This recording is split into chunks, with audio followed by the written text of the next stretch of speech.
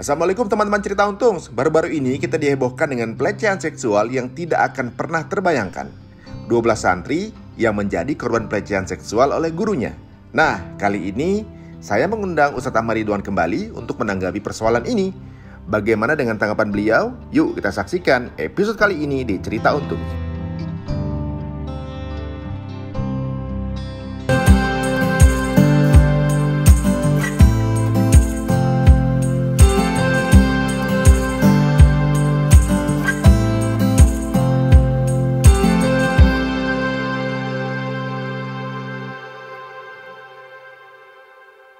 Yang menjadi framing di masyarakat adalah di banyak hal nih, Ustaz. Bahwa pesantren itu nggak safety. Satu, gitu. Jelas-jelas ini boarding bukan pesantren gitu ya. Tapi yang dibawa digeser framingnya arahnya adalah pesantren. Bahwa ternyata bukan perkosa secara bagaimana, tapi katanya itu tahu sama menurut informasi ya yang saya dapat dari media gitu, nanti kita lampirkan juga bahwa ya memang ada proses nikah muta. Suka sama suka. Yang nikah muta itu berarti suka sama suka, saudara? Iya. Jangan kemudian gara-gara satu kejadian semua gebiah uyah. Nah, kita khawatir terjadi framing penggiringan ya, sehingga oh yaudah jangan taruh di pesantren. Padahal anak-anak yang di pesantren jutaan yang berprestasi dibanding yang iya kan gitu. Yang zong kayak gini, gitu kan.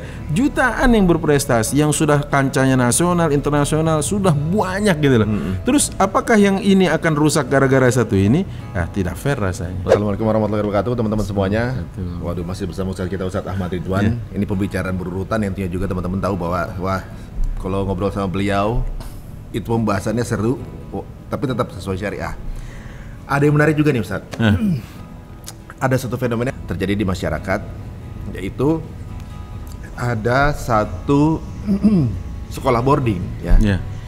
Yang kemudian di situ ada beberapa santriwati. Betul. Yang kemudian santriwati tersebut beberapa orang dilakukan hubungan suami istri oleh pembinanya ya, pembina pondok boarding itu. Beberapa diantaranya bahkan kemudian hamil dan melahirkan. Yang menjadi ramai adalah kejadian tersebut berada di salah satu boarding. Yang boarding itu image-nya ada pesantren. Image-nya itu pesantren. Dan yang menjadi framing di masyarakat adalah di banyak hal nih, Ustaz. Bahwa pesantren itu nggak safety. Satu, gitu. Jelas-jelas ini boarding bukan pesantren gitu ya. Tapi yang dibawa digeser framingnya arahnya adalah pesantren. Dan jelas ini sekolah boarding, ini pesantren, dua hal yang berbeda.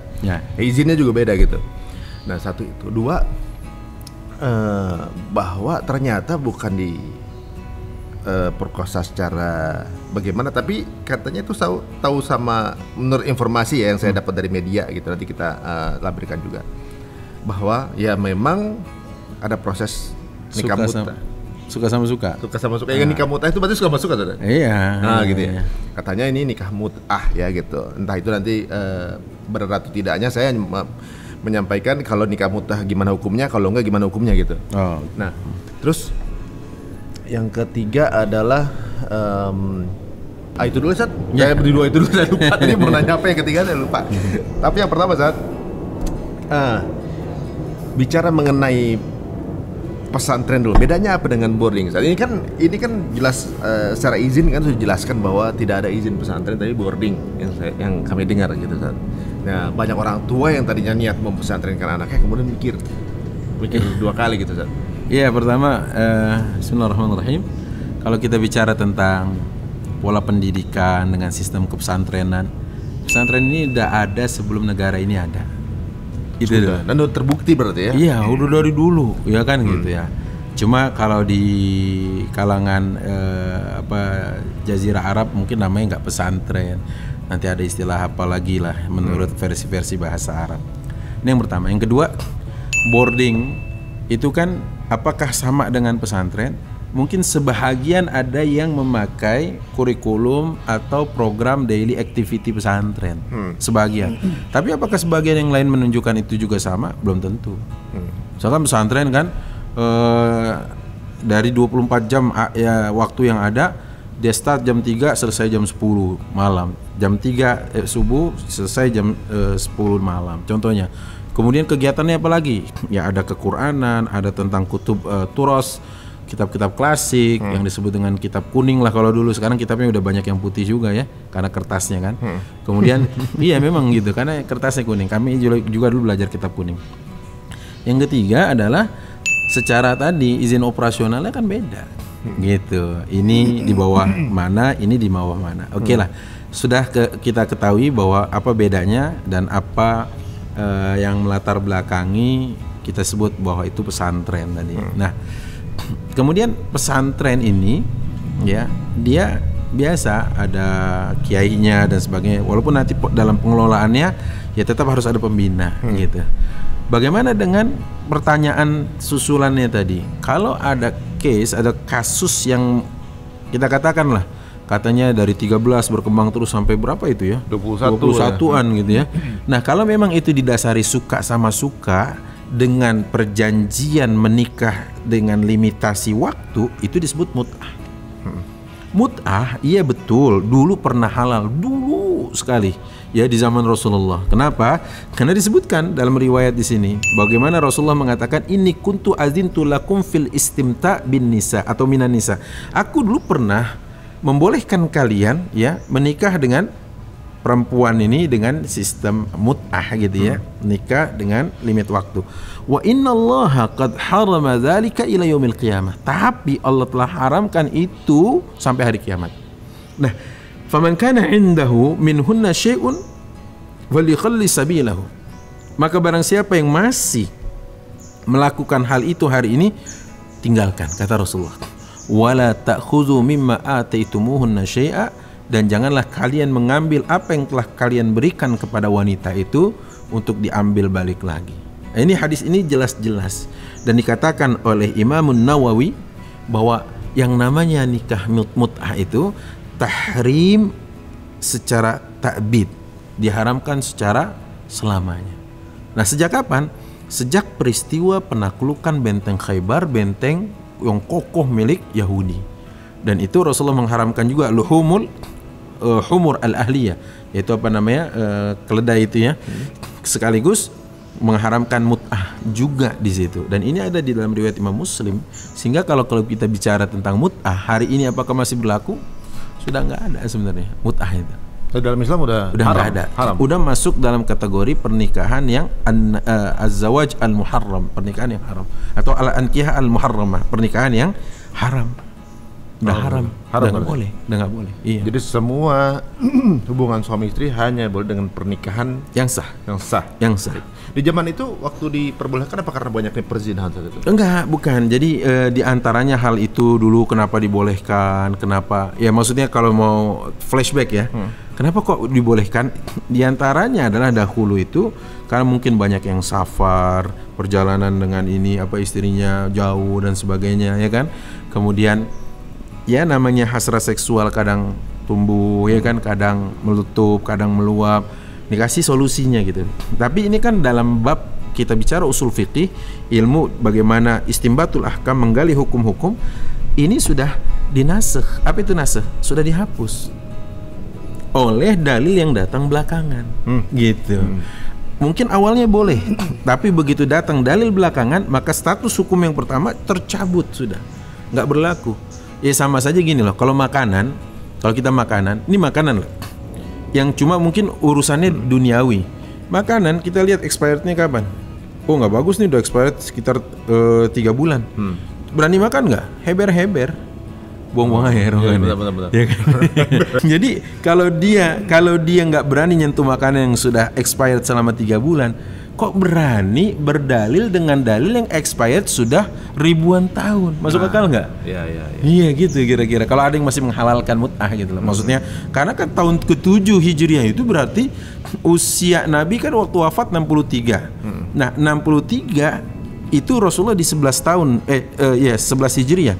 Berarti dikurang 4 tahun. Kira-kira usia Rasulullah saat itu adalah 59 tahun. Betul nggak? Iya benar.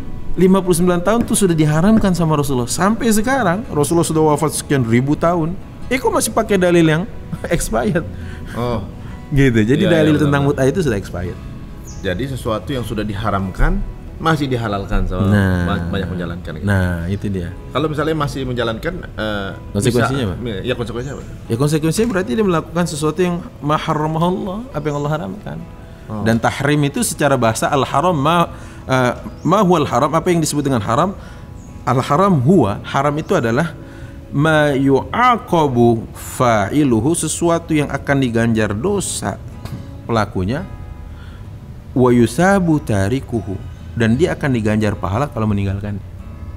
Masya Allah. Gitu. Jadi kalau sekarang ditanya kenapa kamu nggak mut'ah, ya emang saya nggak tertarik. Beda dengan kenapa kamu nggak mut'ah, karena Allah mengharamkan. Tuh. Jadi pada saat kita bilang karena Allah mengharamkan, kita diganjar pahala karena dalam bentuk ketaatan kepada Allah. Oh, jadi sama aja ketika dosanya ketika tidur dengan yang bukan bukan mahramnya, itu berapa puluh tahun gitu ya dosanya. Ketika kemudian tidur dengan istri yang sah, maka pahalanya lebih lipatan dari itu. Gitu kira-kira. Banyak yang lupa nih, orang misalkan nikah tuh hubungan suami istri nggak ada pahalanya.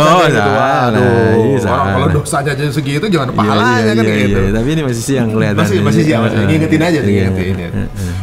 Nah, Ustaz, ini uniknya setelah kami dengar bahwa salah satu yang membuat santriwati ini mau karena dijanjikan kuliah, dijanjikan kemudian diresmikan gitu, berkeluarganya apa segala macam gitu. Apakah dalam Islam juga ada seperti itu, Ustaz?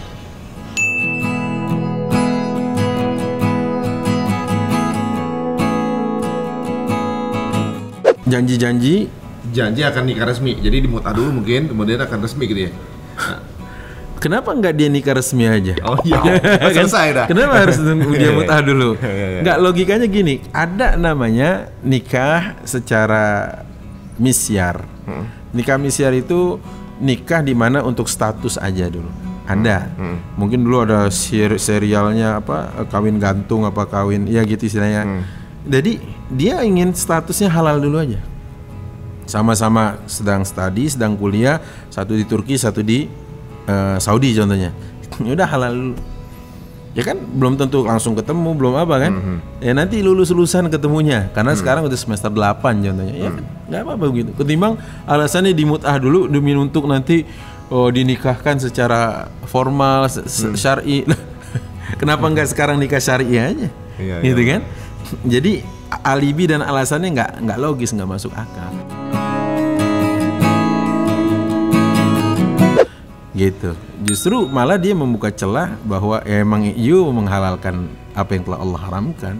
Waduh, ini menariknya, Ustaz. Jadi memang arah beritanya jadi orang banyak yang jangan taruh anak di pesantren gitu. Waduh. Kan. Akhirnya sudah dijelaskan sama Ustaz bahwa ini beda sekali boarding itu sama pesantren, dan salah satu hal yang membuat kita yakin dulu. Jadi ketika memasukkan anak pesantren, berarti sekolahnya itu harus diverifikasi dulu, Ustaz?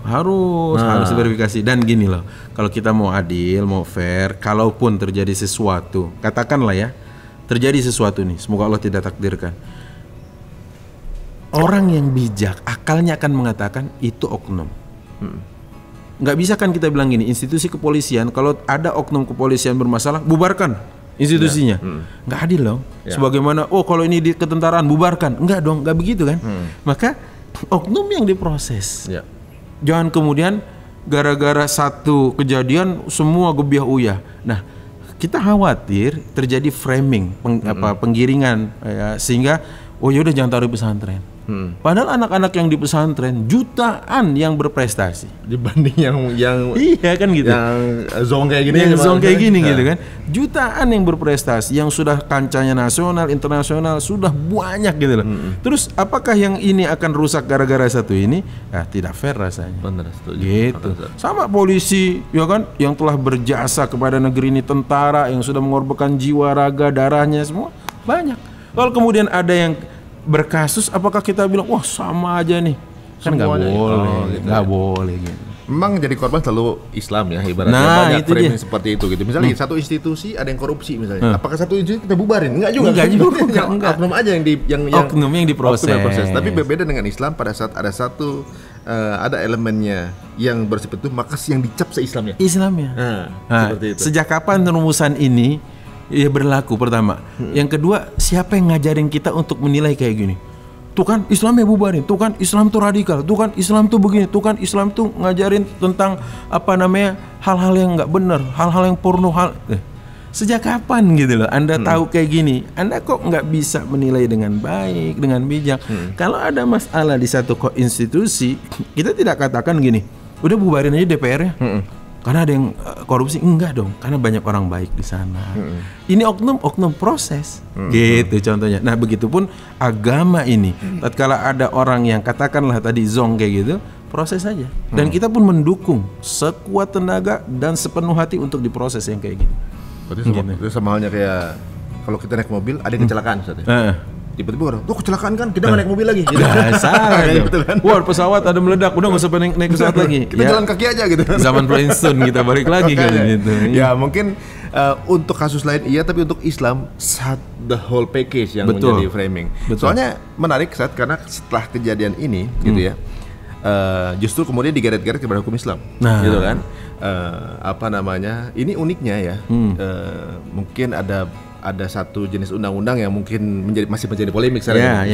Justru dengan adanya undang-undang tersebut malah akan menghalalkan seperti kan sama mau nih. Kan redaksinya kalau nggak salah baca tuh gini, tanpa seizin korban. Coba pertama kalimat ini bermasalah nggak secara redaksi? Menurut Anda bermasalah? Emang ada korban yang ngizinin? Iya. Namanya korban, dia jadi korban, nggak ada yang ngizinin. Korban perampokan, rampoklah aku, nggak ada. Ya kan? Korban penikaman, tolong nih tikaminannya, nggak ada. Itu bukan korban. Berarti kalau dengan seizin korban, bukan korban namanya. Iya, namanya restu. Nama udah kong kali kong. Udah kong kali kong, itu yang pertama. Yang kedua, dari kalimat itu berarti pemahaman mafhumnya, secara mafhum yang kita pahami dari yang terucap itu gini. Oh, kalau sesama suka sama suka boleh dong. Berarti kalau udah ngizinin boleh dong. Berarti si pelaku ini nggak boleh dihukum nih. Nah, ya karena kan suka sama suka. Kalau kayak gitu nanti kita nggak akan ketemu ada istilah perzinahan, iya kan? Nggak ada. Sama juga riba nggak akan ada. Kenapa riba nggak ada? Loh iya dong. Sama suka kok. Yang ini suka, yang itu suka, nggak bisa kita katakan begitu. Jadi sekali lagi, apa yang menjadi pelanggaran hukum syar'i pelanggaran sebutnya. Gitu. Nah itu ada juga diarahkan ke tuh kan, pakai hijab nggak berpengaruh, nggak bakal diperkosa, dia pakai hijab diperkosa gitu kan. Memang itu arah framingnya memang ya agak sedikit, kalau menurut saya sih ya terlalu dangkal sih saya. Sebetulnya gini, kalau kita pikirkan dari angka perzinahan atau pemerkosaan gitu kan, memang setiap negara pasti ada. Pasti. Gitu. Tapi dengan negara dengan akidah itu jumlahnya lebih kecil dibanding yang bebas itu kan. Pasti. Tapi nggak dipandang dari situ. Coba dari satu kasus ini akan menjadi wajah dari seluruh the whole umat Muslim yang menjalankan akidah gitu. Itulah ketidakadilan, tidak objektifan tadi itu siapa yang ngajarin gitu. Kalau Anda di sini sudah buruk, ya, maka tetap akan Anda keluarkan buruk walaupun baik yang Anda lihat.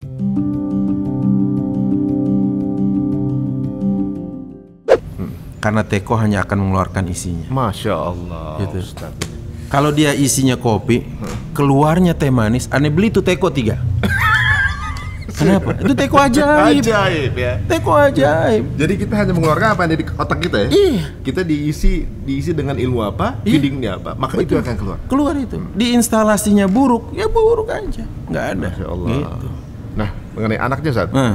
Untuk anak yang hasil hubungan tadi, itu statusnya gimana Zat? Sebelumnya kita udah bahas mengenai waris segala macam. Nah ini anaknya jadi anak gimana lah statusnya? Ya, kalau di dalam Islam pertama gini, kalau pernikahan sah, tapi terjadi perzinahan dan itu dilakukan misalkan di rumahnya, gitu ya, maksudnya dia masih berumah tangga gitu, maka wal waladu lil firash, kata Rasulullah, anak itu nisbat nasabnya ke ayah, walaupun itu mungkin bukan bukan spermanya si suami.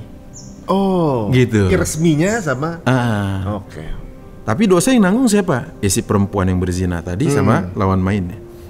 Tapi ini, kalau ternyata suami melihat, tapi dia tidak punya saksi, dia melihat itu hasil perzinahan, bukan benihnya, bukan airnya dia, maka di Islam ada namanya li'an. Li'an itu sumpah laknat yang dilakukan suami 4 kali bahwa dia menyaksikan istrinya berzina, dan yang kelima dia katakan, kalau saya berdusta saya siap kena laknat. Nanti si istri membalas langsung. Iya, betul. Nanti si istri membalas dengan mengatakan saya menolak, saya mengingkari sebanyak 4 kali. Yang kelima dia katakan, jika saya berdusta maka saya siap kena laknat. Dua-duanya itu li'an namanya. Kalau nggak ada saksi. Ngeri banget. Ngeri. Karena setelah itu konsekuensinya nggak bisa kumpul lagi di dunia ini. Mungkin nanti CLBK ya. Cerita lama belum kelar, balikan lagi. Enggak ada. Nggak boleh ya? Sampai hari kiamat nggak boleh. Oh, kalau sudah melakukan li'an cerai selamanya sampai hari kiamat. Karena kan iya masa udah dimuntahin dijilat lagi. Kan itu kan istilahnya udah dimuntahin. Enggak, lu udah ini wanita kotor bahasanya gitu ya. Nah, itu nggak boleh. Nah, yang kedua, kalau ternyata statusnya tadi kayak gitu, gimana nih? Terus suaminya malah nggak menganggap enggak, itu bukan ini saya, sampai dia menceraikannya. Kalau dia sudah berstatus menikah, ya berarti anak itu kembali kepada ibunya. Nasabnya pada ibunya ya. Ya.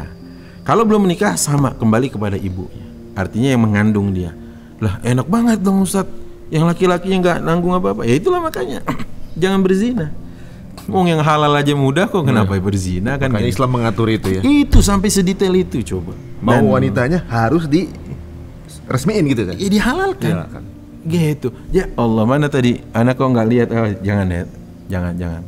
Karena itu bukan endorse. Minum air minum kemasan tadi. Enggak usah. Di situ ada tulisan do not accept if sale is broken. Jangan diterima kalau segel rusak. Nah, urusan minuman aja jangan diterima kalau segel rusak. Bagaimana istri? Bagaimana perempuan? Cakep. Emang ini masuk. Emang ini beli sepatu. Beli sepatu main sedengin aja, main ukur. Beli sepatu, yes. Lu sedengin ukuran kaki lu, enggak gue nyedengin. Ini anak orang lu sedengin. Main sedengin aja gimana? Syariat ini, Islam ini benar-benar menjaga wanitanya, dijagain banget gitu. Ditinggikan, dijagain banget, diagungkan. Jadi berarti kayak yang orang sering bilang Ustaz, beli risol yang masih di etalase, apa yang udah diemper gitu. Nah, beda dong pasti. Ya. Iya. Waduh, ya kalau anaknya ini hasilnya diperkosa tuh? Hasil diperkosa tetap juga ke ibu sebenarnya. Ibu juga ya? Ibu juga. Gitu. Okay. Waduh, kasihan juga ya. Ya mudah-mudahan ini juga menjadi manfaat buat kita ya. Amin, ilmu ini. Amin. Ilmu dan juga tercerahkan juga ya. Kemudian jangan stereotyping dengan berita yang di blow up mengarah kepada hal yang tidak semestinya gitu ya. Ya ini memang jadi bahan ceritanya, jadi bahan gitu ya. Dan di sini juga tidak ada hubungannya dengan undang-undang kekerasan seksual. Betul, itu ya. Betul. Nggak ada hubungan. Justru malah ini bisa membuat orang seperti beliau ini bisa lolos dari hukum. Ya, karena dianggap melakukan dengan suka sama suka. Waduh, betul. Alhamdulillah Ustaz. Terima kasih waktunya Ustaz ya. Aduh, Masya Allah. Insyaallah mudah-mudahan banyak yang tercerahkan, banyak yang tadinya mungkin mau nyantrenin anaknya lagi ragu-ragu, sekarang udah tercerahkan lagi. Udah. Aduh, mudah-mudahan seperti itu tambah semangat juga. Amin. Mudah-mudahan jadi pelajaran untuk Ustaz. Amin ya Rabb, amin. Mudah-mudahan juga teman-teman semua, ini bukan mengacu kepada satu orang, dua orang. Ini adalah mungkin Allah sedang mensyiarkan apa yang bisa terjadi. Bisa saja terjadi sama keluarga kita. Pas banget lagi Azan. Pas banget. Kalau kita tutup dengan assalamualaikum warahmatullahi wabarakatuh. Assalamualaikum warahmatullahi wabarakatuh.